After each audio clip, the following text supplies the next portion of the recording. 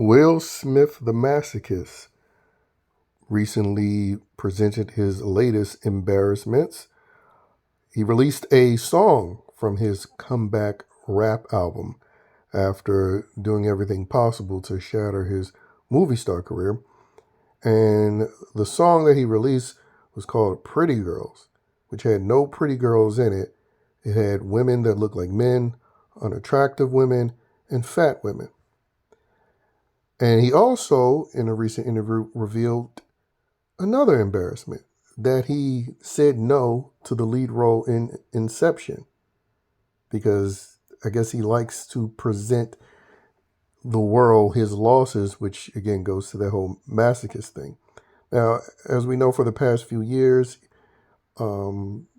he's been publicly cuckolding himself, and out of all the history of the Academy Awards, he distinguished himself by being the one publicly filmed disruptor, and of course, he's a Negro, so he lived up to the stereotype, which is kind of funny because Will Smith, for decades, was seen as one of the good ones. But then he broke through that and showed you, oh, even if you're one of the good ones, you can still behave like a nigger. But, again, lucky for him, Hollywood is ran by a bunch of liberal whites and Jews that sees POCs, and specifically Negroes, as a bunch of short bus, mentally challenged elementary school aged kids. So that really, the smack, which should have been a big deal, really didn't really disrupt his career. I feel the main thing that's disrupted his career is him humiliating himself and embarrassing himself with the cuckoldery and simping towards his current wife. I think that's what screwed him up the most. And, living up to his now cuckold reputation, he's released this Pretty Girl song where, on top of not actually presenting pretty girls, he also showed, or in the lyrics, he's talking about, spending money on, the woman and the woman's friends. In some shots, I think he's like hanging off the heel of the shoe of a woman. Utterly ridiculous. And then when he talks about, again, passing up on another major role, we know about The Matrix.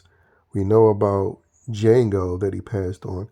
Now he revealed that he passed on 2010's Inception, which, that 2010, early 2010s, he really could have used a role like that. And now, again, that's a movie that went on to make $900 million worldwide. And while that movie that he said no to was making all that money, he was coming off of 7 Pounds that came out in 2008. Like, that would have been a great pick me up for him.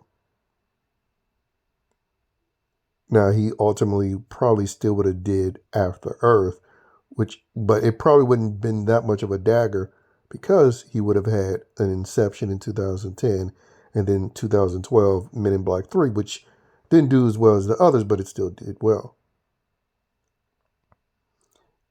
And the only thing that's really been, sort of keeping some sense of him having a movie career alive has been thanks to Hollywood, again, overpaying people like him, because a lot of these movies that have been bombs in his,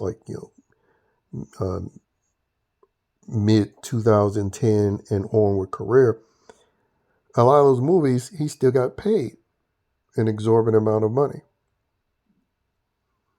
Now, he's had a handful of hits, and that's thanks to the Bad Boys movie franchise and people willing to consume most of Disney live action remake slop, which that's what Aladdin was. That came out in 2019. But if it wasn't for those three things, he would be going on 10 years now without having a hit. Because outside of the two Bad Boys movies and Aladdin, his last hit was 2015 with Focus. It's now 2025. But, he is trying to rebound with sequels to things like I Am Legend, even though he died in the theatrical version. I don't think they've ever went to a director's cut as a justification for a sequel. And then, of course, Hancock 2 is apparently in pre-production. And they're going to do another Bad Boys. But, it wouldn't be in desperate need to try to make a bunch of sequels to hold on his movie career if he didn't say no to so many things.